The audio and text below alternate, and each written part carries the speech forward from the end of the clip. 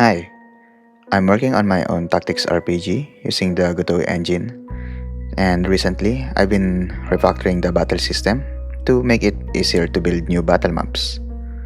In this video, I'll give an overview of how the battle system currently works and walk through creating a new battle map to show a bit of my workflow.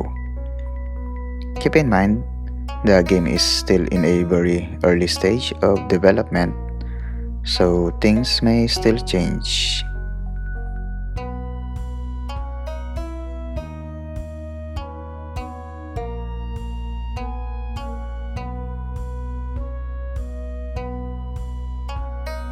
So I'm going to show a quick overview of the battle system.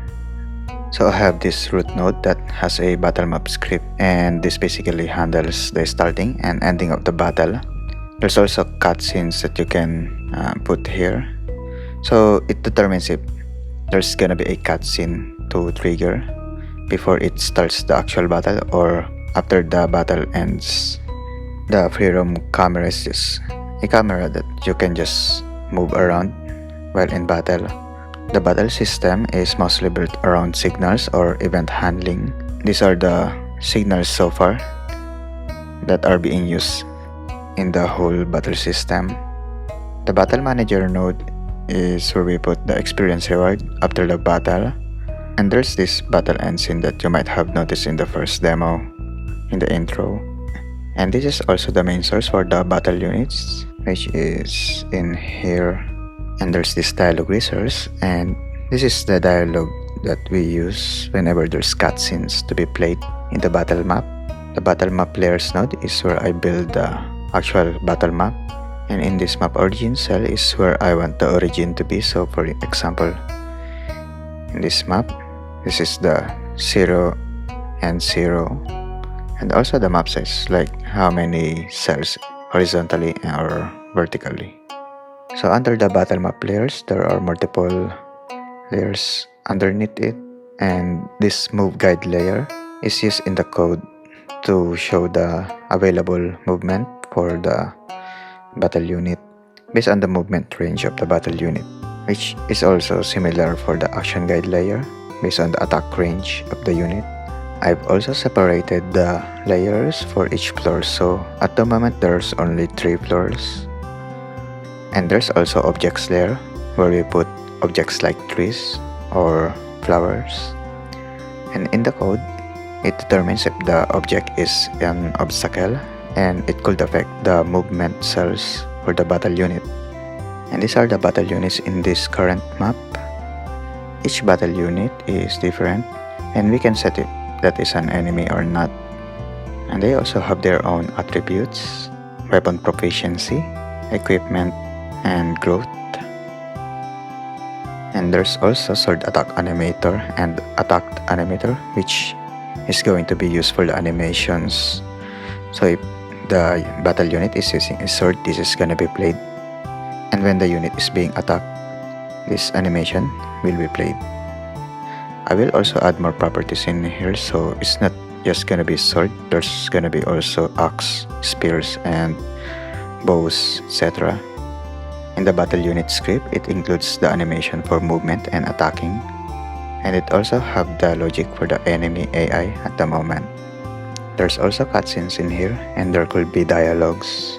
And the units can also have their own cutscenes. For example, when a unit died, it might call a reinforcements, and I will talk more about it later on a new battle map.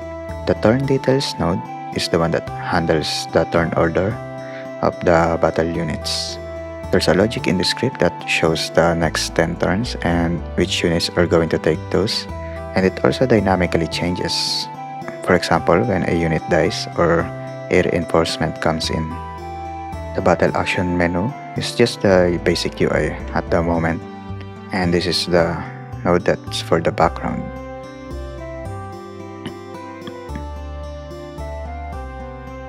This is the diagram of the battle system. Signals or event handling are heavily used.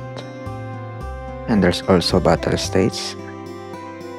Actions are limited based on the current battle state. The turn order depends on the speed attribute of the battle units.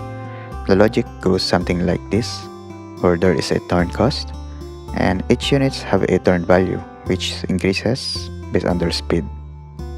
When their turn value meets or surpasses the turn cost, their turn value will be deducted by the turn cost. This continues until there are 10 turns that has been calculated, and this happens in every turn. Also, when a unit dies or new units joins the battle, the upcoming turn orders will be recalculated. I've also made a cutscene system, and this is an example of how it goes. So there's a cutscene signal called start entrance. So when it is emitted, it will trigger 3 cutscene actions. First hero enters, and the 2 enemies will enter as well. And once these 3 battle units enters, it will emit another cutscene signal to start the dialogue. And when this whole cutscene finishes, the battle will start. So another example is when an enemy dies. So there's a cutscene action for removing the enemy, and once the enemy is removed, it will emit another cutscene signal to call the enemy reinforcements. So the 3rd and 4th enemy will enter and join the battle. And when this cutscene finishes, the battle will resume.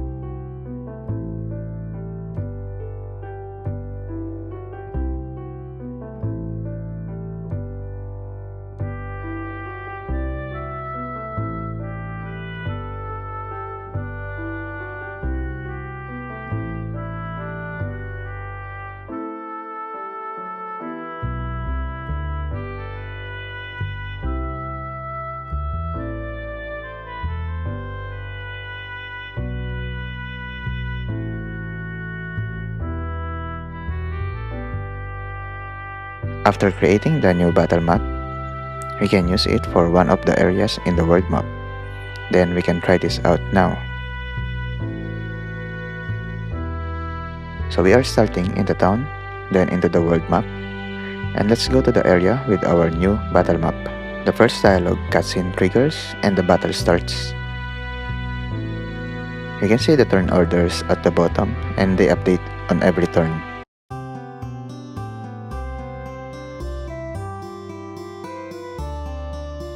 I also added a cutscene for reinforcements when an enemy dies. You may have noticed the turn orders are updated with the new battle units that joined. Also, whenever a battle unit dies, it is removed from the next turn orders.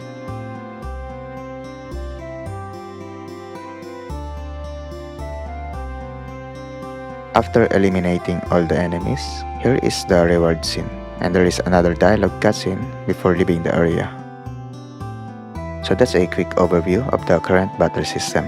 There are still a lot to add and improve, and I am going to focus more on the animations and art of this game next. I will try to make some devlogs again, and if you want to follow along, please consider subscribing to the channel. Thanks!